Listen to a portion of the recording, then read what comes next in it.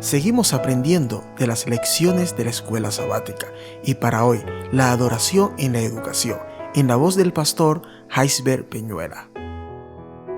Muy buenos días, apreciados hermanos y amigos. Gracias por acompañarnos y seguir en este maravilloso recorrido del estudio de la escuela sabática. La guía de estudio para este sábado nos invita a considerar la importancia, la relevancia que tiene la educación para todos nosotros que somos profesores en la fe. Estamos profesando una fe.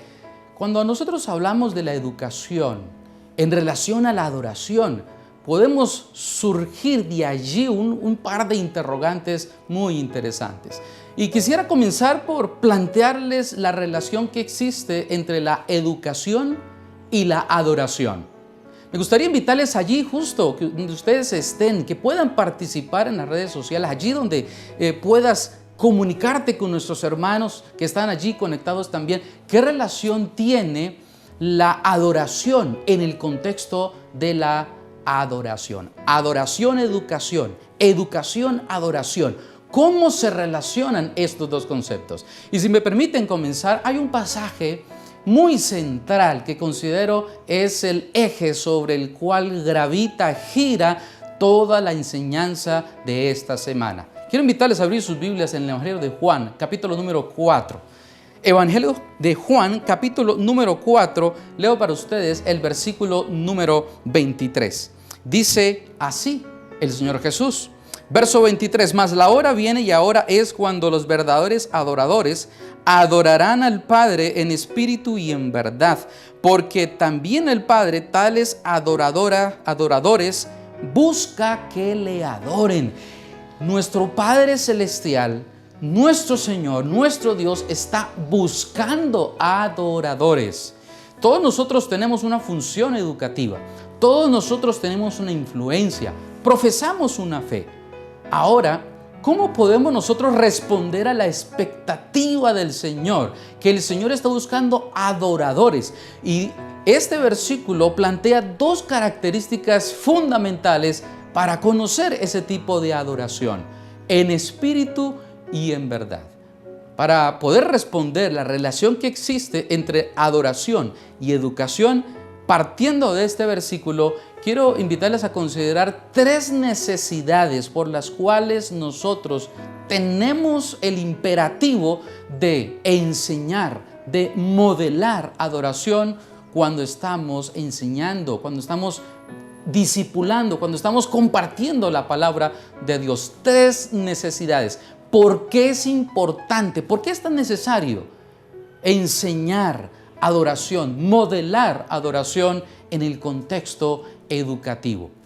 Primer lugar, acompáñame por favor al libro primero de la Biblia, el libro del Génesis, capítulo número 2 y capítulo número 3. Allí hay un elemento fundamental que nos va a mostrar la razón por la cual la adoración es tan importante en el contexto de la educación. Acompáñame, por favor, en el primer libro de la Biblia, capítulo número 2 y capítulo número 3. Capítulos muy conocidos, pero quiero resaltar de estos dos capítulos simplemente unos cuantos. Por ejemplo, del capítulo número 3 de Génesis, dice el versículo número 2. Y dijo Jehová Dios, he aquí el hombre es como uno de nosotros, sabiendo el bien y el mal. Ahora que no alargue su mano y tome también del árbol de la vida y coma y viva para siempre. Esta es una declaración muy importante a la hora de comprender la necesidad de la adoración. Aquí el Señor está diciendo, mire, aquí ha ocurrido algo, aquí ha pasado algo y hay una consecuencia natural. ¿Qué consecuencia natural? Para poder entender este versículo, vamos una hoja atrás, capítulo número 2, donde la palabra del Señor registra lo siguiente. El versículo número 16, las palabras del Señor dice, y mandó Jehová Dios al hombre diciendo, de todo árbol del huerto podrás comer, mas del árbol de la ciencia del bien y del mal no comerás, porque el día que de él comiereis, ciertamente morirás. Tengamos en mente Génesis 3:22. Ahora, cuando el Señor declara esto y cuando hay ese diálogo entre la serpiente y Eva, surge también otro contexto pero ahora de pecado. Capítulo número 3, pero veamos el versículo número 2, que dice: y la mujer le respondió a la serpiente: del fruto de los árboles del huerto podrás comer, pero del fruto del árbol que está en medio del huerto, dijo Dios, no comeréis de él ni le tocaréis. Más adelante le responde la serpiente y Eva continúa su razonamiento. Verso número 6. Y vio la mujer que el árbol era bueno para comer y que era agradable a los ojos. Y ahora, este es el punto central. Y el árbol codiciable para alcanzar sabiduría, y tomó de su fruto y comió. Agradable el árbol para alcanzar sabiduría. Ahora, cuando ella razona de esta manera, está dando una respuesta al argumento de la serpiente. ¿Cuál fue el argumento de la serpiente? Versículo número 3 del versículo número 4 del capítulo número 3. La serpiente dijo: no moriréis, sino que sabe Dios que el día que comáis de él serán abiertos vuestros ojos y seréis como Dios, sabiendo el bien y el mal. ¿Qué tiene que ver esto con la adoración? ¿Y qué tiene que ver esto con la educación? Mis apreciados amigos y hermanos, aquí encontramos el primer momento en la historia de este mundo, de la creación de este mundo, cuando un ser humano decide ir en contra de la verdad, de ir en contra del Espíritu de Dios. Y esa decisión acarreó naturalmente una consecuencia, que fueron abiertos los ojos. Pero Eva, cuando escuchó de parte de la serpiente, mire, sabe Dios, ¿cierto? El versículo número 5, sabe Dios que el día que él comiereis serán abiertos los ojos y seréis como Dios, sabiendo el bien y el mal. ¿Tenía razón la serpiente? ¿Tenía razón o era una mentira? ¿Acaso no fueron abiertos los ojos de ellos? Esta es una pregunta que pueden surgir bastantes discusiones alrededor de las implicaciones. Pero alrededor de todo este evento, debemos recordar el primer verso que leímos, en el verso número 22. El verso 22 dice: he aquí el hombre es como uno de nosotros. Algunos teólogos analizan este versículo, especialmente esa palabra o ese verbo es, que es un verbo, a nuestros amigos que les gusta estudiar un poco el hebreo, es un verbo que tiene una conjugación de perfecto. ¿Qué quiere decir eso en nuestro idioma español? Que es un evento del pasado. Es decir, este verbo puede ser traducido: he aquí el hombre dejó de ser, el hombre ya no es, el hombre fue como uno de nosotros. Es decir, Eva podía discernir entre el bien y el mal. No tiene sentido que Dios le hubiera dicho y que los ángeles les instruyeron a Adán y Eva: mira, hay un enemigo, hay una persona que les puede engañar, estén alerta, estén juntos, tengan cuidado.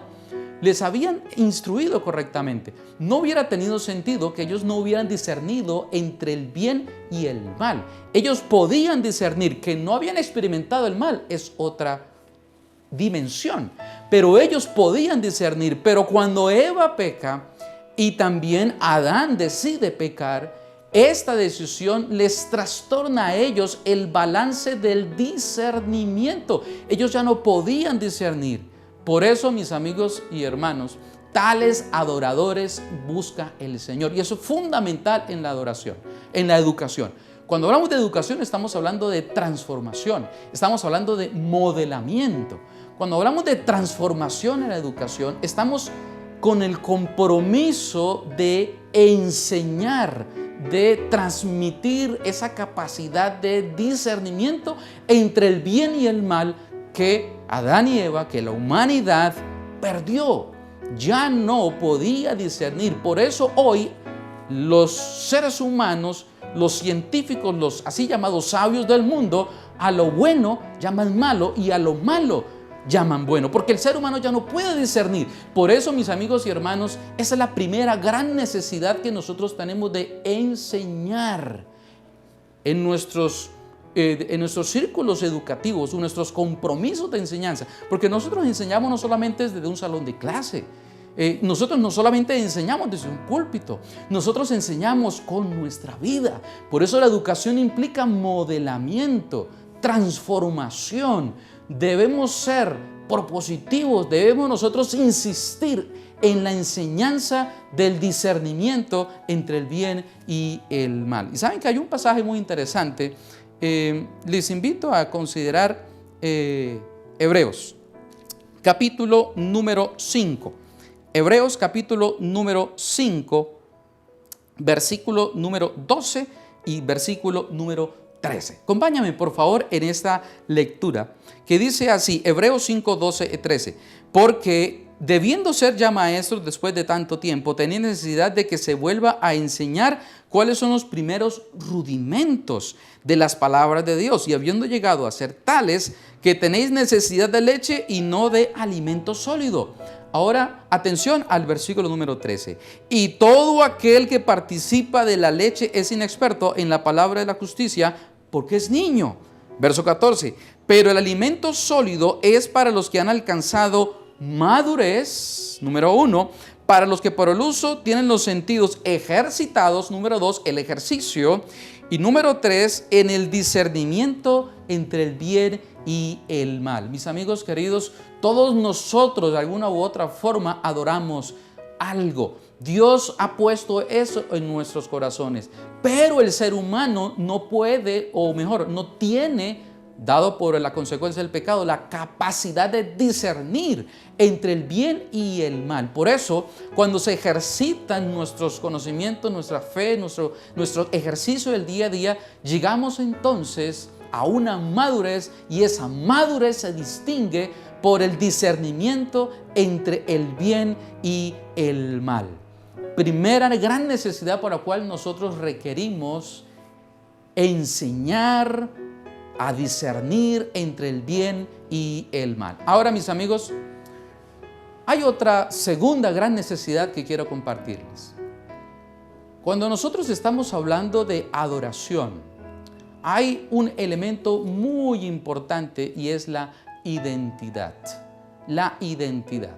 Pero entre tanto, mientras les presento este punto, quiero invitarles allí que ustedes en el diálogo, allí en el chat, en el que tiene allí disponible, vaya considerando cuál es el libro en la Biblia en el cual Dios enseña por más tiempo. ¿Alguna vez se ha pensado, lo ha considerado? ¿Cuál es el libro en la Biblia en el cual Dios enseña por más tiempo? Esto es muy importante porque ese libro nos va a enseñar la esencia de la educación que Dios quiere para su pueblo.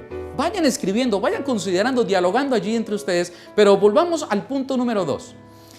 La gran necesidad de identidad. La guía de estudio nos invitaba a considerar Daniel capítulo número 3. ¿Recuerdan este episodio? Hay un versículo allí que quiero resaltar para que nosotros concretemos la lección que podemos rescatar de este episodio. Daniel capítulo número 3. Un capítulo conocido. ¿Qué tenemos allí? Allí tenemos una escena donde hay una prueba, y en esa prueba donde están unos jóvenes que están entre obedecer o desobedecer, toman una decisión definitiva que evidenció cómo era la adoración de ellos. Por eso hablamos de identidad, porque el adorador se debe identificar con quién adora.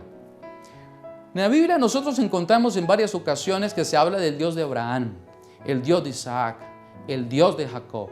Se habla siempre el Dios de Daniel.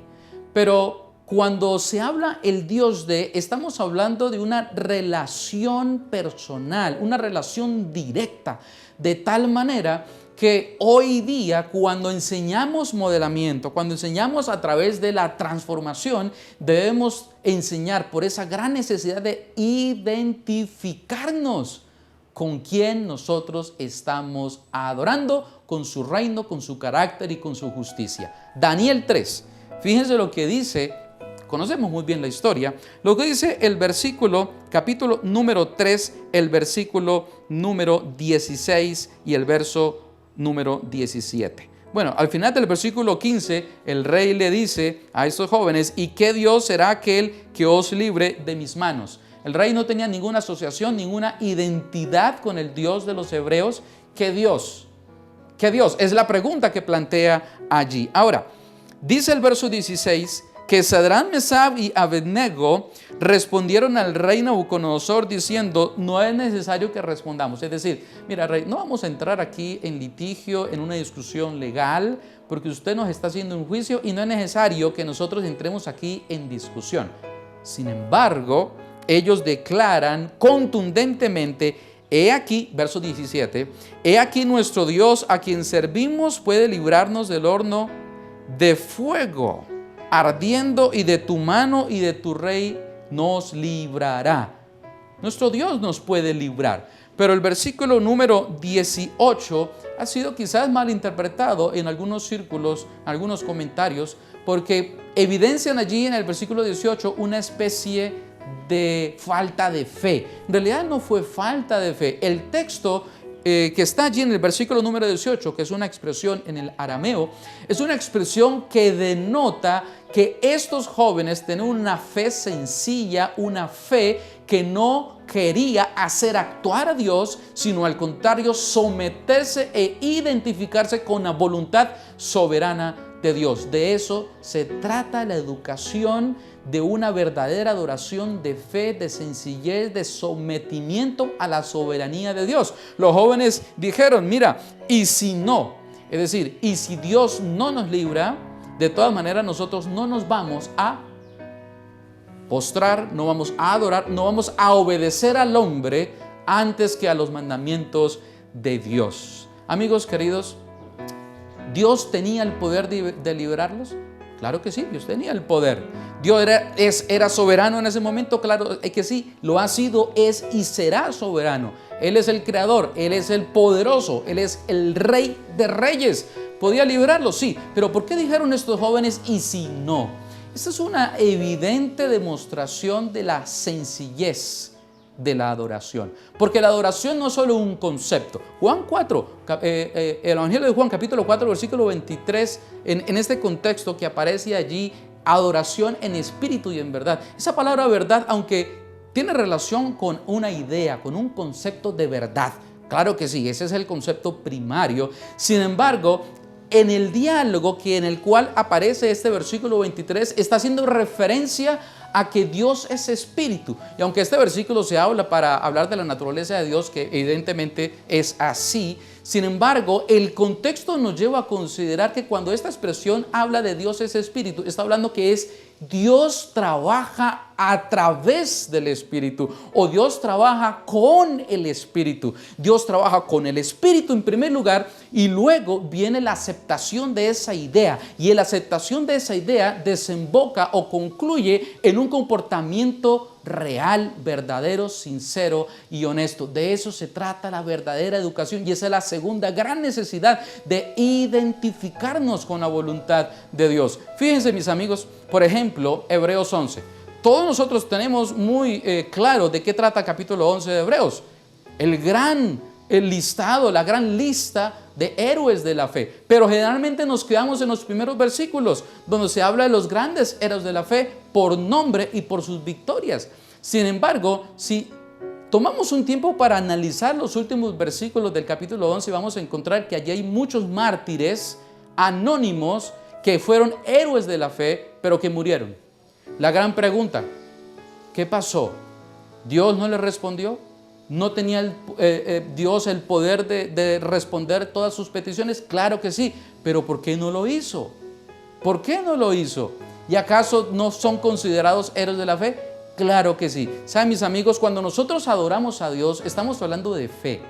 Cuando nosotros transmitimos nuestro conocimiento, el gran conocimiento de la salvación, debemos hacerlo buscando la transformación de los demás, pero también reconociendo que es nuestro ejemplo, nuestra influencia, nuestra profesión. Por eso les decía desde un inicio que nosotros somos profesores. Todos nosotros somos profesores porque profesamos la fe. Estos 3 jóvenes hebreos le dieron una gran lección al rey. Bueno, no solo al rey, sino a todos los que contemplaron esta escena. Dios estuvo allí con sus hijos, los libró y el nombre del Señor fue glorificado. Que a propósito es la gran consecuencia de la verdadera educación y adoración. ¿Cuál? Que el nombre de Dios sea realmente glorificado. Ahora, mis amigos, volvamos a la pregunta que les hacía hace un momento. ¿Ya lograron identificar cuál es el libro en la Biblia donde Dios más enseña? ¿Cuál será? ¿Cuál será ese libro donde Dios toma más tiempo para enseñar? Bueno, esa es una pregunta muy importante, pero también una pregunta importante es, bueno, y cuando logremos identificar ese episodio bíblico, ¿cuál fue el tema de tanto tiempo dedicado a la enseñanza? Quiero llevarles a considerar los siguientes versículos. Acompáñenme, por favor, en su Biblia al segundo libro, llamado el libro del Éxodo. El libro del Éxodo, el último capítulo. Notan ustedes en el capítulo número 40 del libro del Éxodo lo que se registra allí. Particularmente del capítulo 40, los primeros 2 versículos. Dice de la siguiente manera: Luego Jehová habló a Moisés diciendo: En el primer día del mes primero harás levantar el tabernáculo. ¿Qué día estamos hablando aquí? El primer día del mes primero. Por decir para nosotros el 1 de enero, ¿cierto? El primer día del mes primero. ¿Qué harían? Levantarían el tabernáculo. ¿Qué pasó ese día? Al final, si vamos un poco adelante, el verso 33, finalmente erigió el atrio alrededor del tabernáculo y del altar y puso la cortina a la entrada del atrio. Así acabó Moisés la obra. Versículo 34, entonces una nube cubrió el tabernáculo de reunión. Bueno, y se inauguró allí el tabernáculo en el desierto. Tengan en mente el día y el mes. Ahora, vamos rápidamente, vamos a saltar el libro de Levítico y vamos a ir a Números. Versículo 1 del capítulo 1. ¿Estamos listos? Rápidamente. Números 1:1 dice así: Habló Jehová a Moisés en el desierto del Sinaí, en el tabernáculo de reunión, en el día primero del mes segundo. Pregunta: ¿cuánto tiempo ha pasado desde Éxodo 40, 1 y 2 hasta Números capítulo 1, versículo 1? ¿Cuánto tiempo ha pasado? Evidentemente, un mes. Por lo tanto, cuando Dios llama a Moisés desde el tabernáculo, en Levítico 1:1, pasa un mes Dios enseñándole. Bueno, hay unos episodios allí en el libro de Levítico, pero la mayoría de Levítico es la enseñanza de Dios a Moisés acerca del santuario. Este es el libro que nos relata el contenido más importante que Dios dura con Moisés un mes. No sabemos cómo Moisés hizo para redactar tan rápido todo eso. Seguramente tenía algún secretario, de alguna forma registró todo eso, pero es un mes que Dios dura enseñando. ¿Pero qué es lo que enseña? Enseña la legislación que regirá, que ordenaría las funciones de adoración en el santuario. ¿Y saben de qué trata Levítico? A muchos les parece el libro de Levítico muy complicado porque habla de mucha sangre, mucho rito, mucha liturgia, muchos ciclos allí, y pareciera que el libro de Levítico no fuera un libro para estudiar. Pero saben, mis amigos y hermanos, si hay una contribución que nosotros podemos hacer al mundo cristiano, es el mensaje del santuario. Y no podemos entender el mensaje del santuario sin el libro de Levítico. Y el libro de Levítico es el libro que nos relata cronológicamente la historia, que es el momento en el cual Dios le dedica más tiempo a enseñar, porque todo el libro de Levítico se trata de la santidad. Sí, mis amigos y hermanos, el libro de Levítico se trata de la santidad de Dios, la hermosura de la santidad. La santidad debe ser el fruto natural de la enseñanza, de la educación, de la transformación. ¿Y saben, mis amigos? Cuando nosotros consideramos estas grandes necesidades, debemos entrar en un compromiso con el Señor, un compromiso fundamental, y es el de transmitir y del compartir. Hay un episodio en la Biblia donde nos enseña una triste consecuencia de la no enseñanza, de la no transmisión de la palabra de Dios. Y quiero invitarle a ir allí al libro de Jueces. El libro de Jueces. ¿Recuerdan ustedes qué pasó con la generación de Josué? El libro de Jueces nos introduce con la muerte de Josué. Josué muere. Y mire lo que dice el capítulo número 2, libro de Jueces, el verso número 10. Dice, Jueces 2:10, que toda aquella generación también fue reunida con sus padres, es decir, murieron. ¿Y qué pasó? Y se levantó después de ellos otra generación que no conocía a Jehová, ni la obra que él había hecho.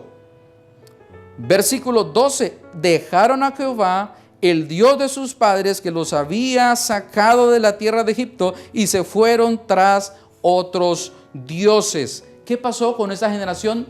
Esta generación, sus padres no cumplieron la misión de transmitir el conocimiento de Dios. Y esta generación que creía confiar, que creía conocer, que creía poder seguir avanzando en la conquista, no reconocía a Dios y apeló entonces a la idolatría.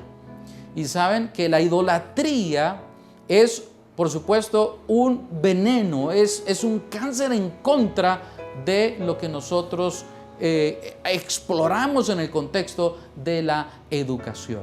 Ahora, amigos queridos, al comprender esta gran necesidad, la gran necesidad de discernir entre el bien y el mal para la verdadera educación, la gran necesidad de identificarnos con la voluntad de Dios, con su soberanía, con su poder, con su reino y con su justicia, la gran necesidad de la salvación, de poder transmitir correctamente a nuestros seres amados, a nuestros seres queridos, llegamos a un punto crucial y culminante de la lección de esta semana. ¿Cuál es? El Señor Jesús, hablando de su Padre, dijo que Él quiere adoradores en espíritu y en verdad. Dios es espíritu y Dios trabaja en el espíritu, trabaja a través del espíritu. ¿Y saben por qué? Miren lo que dice el apóstol Pablo. Esta es la respuesta que el apóstol Pablo nos da a esta inquietud. Primera carta que el apóstol Pablo escribió a los Corintios, el capítulo número 2, dice así. Acompáñame, 1 Corintios capítulo 2, versos 10 en adelante. Pero Dios nos las reveló a nosotros por el Espíritu. Porque el Espíritu todo lo escudriña, aún lo profundo de Dios. Por eso Dios quiere adoradores en espíritu. Versículo número 11. Porque ¿quién de los hombres sabe de las cosas del hombre, sino el Espíritu del hombre que está en él? Así tampoco nadie conoció las cosas de Dios, sino el Espíritu de Dios. Por eso la adoración debe ser de tipo o una dimensión, de una naturaleza espiritual, porque Dios trabaja y enseña a través del Espíritu. La advertencia que el apóstol Pablo nos presenta está en el versículo número 14 y 15. Pero el hombre natural no percibe las cosas que son del Espíritu. Por eso nuestra enseñanza, nuestro propósito debe ser siempre alimentado con el poder, sustentado, fundamentado con el poder del Espíritu Santo.